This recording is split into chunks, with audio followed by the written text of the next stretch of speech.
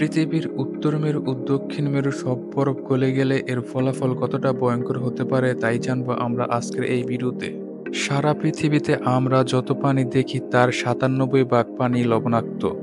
বাকি যে ৩% মিষ্টি জল আছে তার ৭০ ভাগই উত্তর বা দক্ষিণ মেরু বরফের মধ্যে বন্দী। আমি কোনো অল্প স্বল্প পানির কথা বলছি না, আমি বলছি ৩০ মিলিয়ন বা ৩ কোটি কিলোমিটার বরফের কথা। মেরুর সব বরফ গলে গেলে সমুদ্র পৃষ্ঠের উচ্চতা বেড়ে যাবে ৭০ মিটার বা ২৩০ ফিট, যা ২০ থেকে ৩০ তলা বাড়ির উচ্চতার সমান। প্রায় ৪০০ কোটি মানুষের বসবাস করে সমুদ্র উপকূলবর্তী অঞ্চলে, যা পৃথিবীর অর্ধেক মানুষের জনসংখ্যার সমান। এত বিপুল পরিমাণ মানুষের বসবাসের স্থান হারিয়ে যাবে যদি মেরু অঞ্চলে সব বরফ গলতে শুরু করে। এই বরফ গলার পিছনে বড় অবদান হিসেবে দায়ী করা হয় মানুষকে। প্রতি ১০০ জনের বিজ্ঞানীর মধ্যে ৯৭ জন বিজ্ঞানীরাই মনে করেন বরফ গলার জন্য দায়ী মানুষের কর্মকাণ্ড। এই বরফ যদি গলতে থাকে পৃথিবীতে দেখা দিবে নানান ধরনের সমস্যা। রিসেন্টলি আমরা কিছু সমস্যা দেখতে পাচ্ছি।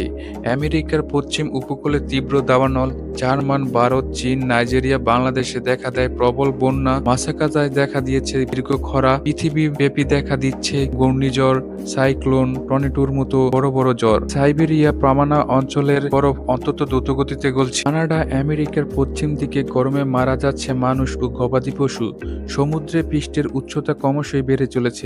১৯৯০ সালের দিকে পৃথিবীতে প্রতি বছর বরফ গলত ৭৬০ মিলিয়ন টন, যা ২০১০ সাল থেকে বরফ গলা বেড়ে দাঁড়িয়েছে বছরে ১.২ ট্রিলিয়ন টনে। আমাদের জীবনদশাতে বেড়ে গেছে ৬০% বরফ গলার পরিমাণ, যা আগামী বিশ্বের জন্য বড় একটি হুমকি হয়ে দাঁড়াবে। প্রায় ৪০০ কোটি মানুষের মতো তারা তাদের বাসস্থান এবং দেশ পানির তলে তলিয়ে যাবে এবং বড় ধরনের একটি বিপর্যয়ের সম্মুখীন হবে পুরো পৃথিবী।